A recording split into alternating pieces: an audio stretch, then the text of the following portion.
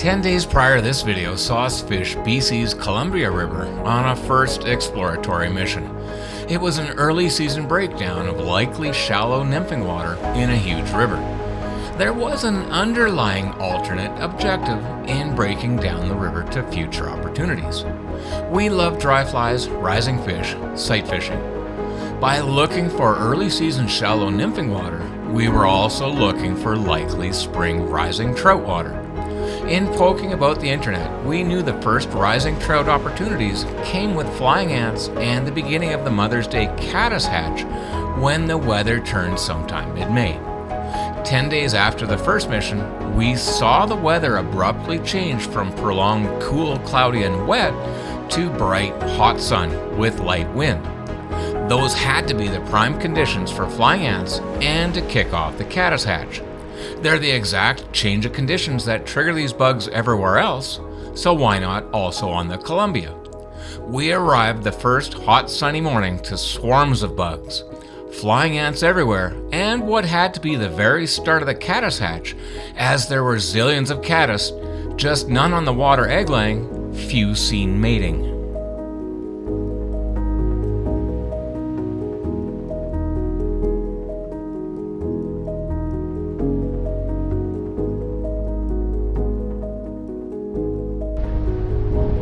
Hey guys, we're out here on the Columbia River in southern BC between the small cities of Trail and Castlegar.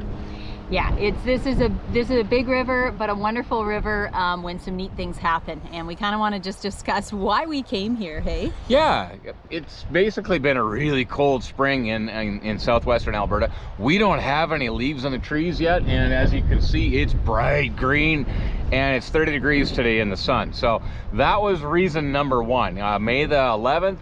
And it was time to get out of snowy Burke, as how to train your dragon would have it.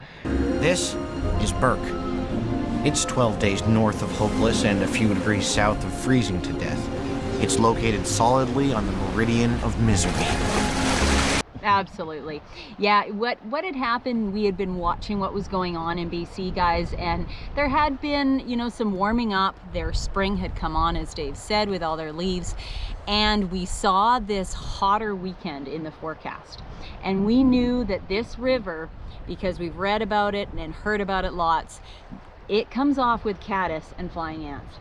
And that happens at spring when things really start to heat up. So we thought, you know, it's prime time that this is going to happen. This is going to just take off. Especially because it had been cloudy and rainy, 12 to 15 degrees in this valley all week. And we saw this hot sunny day. We thought, you know, we know everything we know about terrestrials is that first day when it gets hot and sunny after. Well, every bug that's been mating or thinking of hatching is going to come out. And well, that's what's happened. The caddis are insane.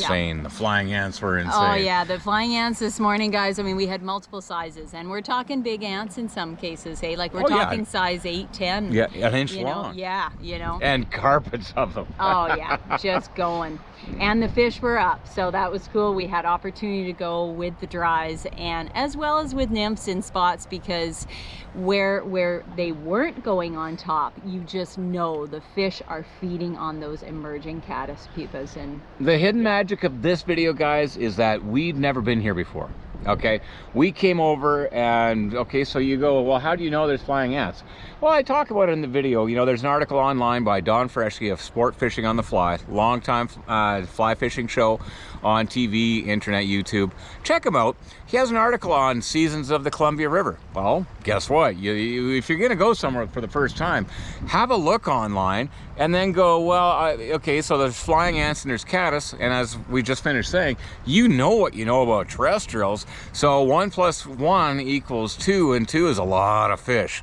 So even if, you know, because you might not have been somewhere before, that don't matter. Apply what you know. And if you apply what you know and break down a humongous river, 1,000 cumex or 35,000 CFS, break down a river and apply what you know, and that's what we do in this video.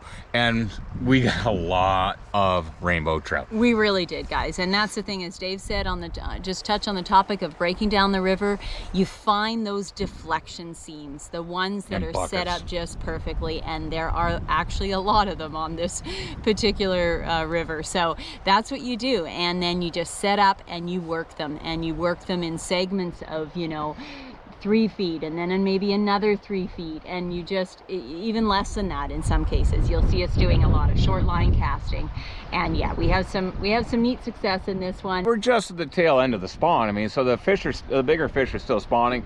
There's a few that are starting to stage up in the water that we're fishing, but they're rail thin. You know, you can tell they're post spawn. So the more vibrant, active fish are the ones that didn't put all their energy into that this year.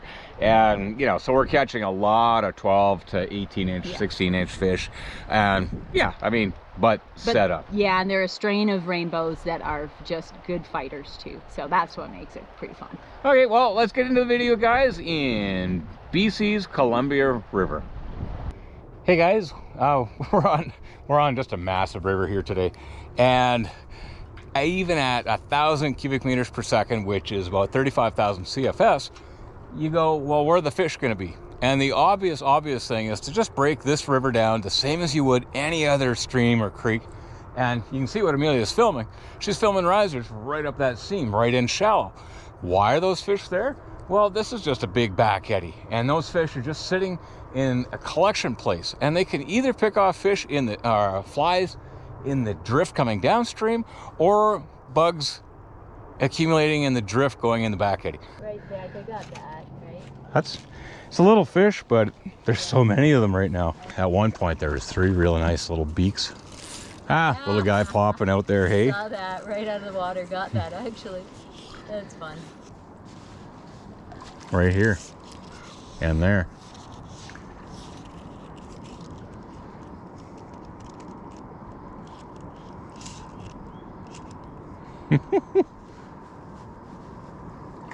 There he is. Flying ant pattern, hey? There we go. I knew they weren't huge, but oh, I don't know if you got 12 on that. But yeah, there's the trouble with video is there are only so many minutes to share, and this trip forced our hand.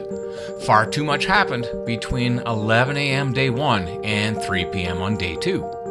We have to push the full flying ant segment to our flying ant course and focus on the nymphing Caddis pupa.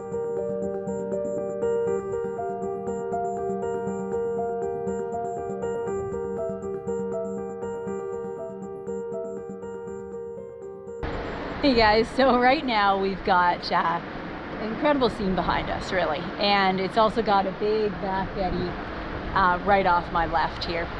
And right now we've got fish that are rising quite sporadically, really. We've got ants and we got caddis. I mean, the caddis are just crazy here today, but the rises are sporadic. And so what I'm going to actually walk you through and show you, and what I'm going to do to have success here, is actually go at them with a nymph, with a caddis emerger pattern.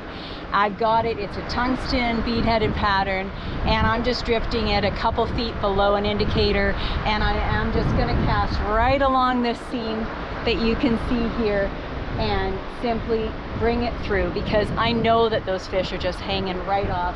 There's some wonderful collection of boulders there, and I'm just going to work it right through that water. And that's just something you can do, you know, when they're not consistently on top.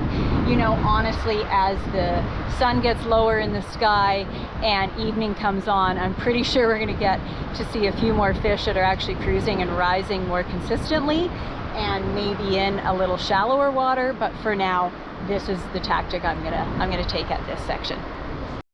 Okay guys, so when I come out here, I've just taken the fly right off of the rod, and in order to get a little bit of line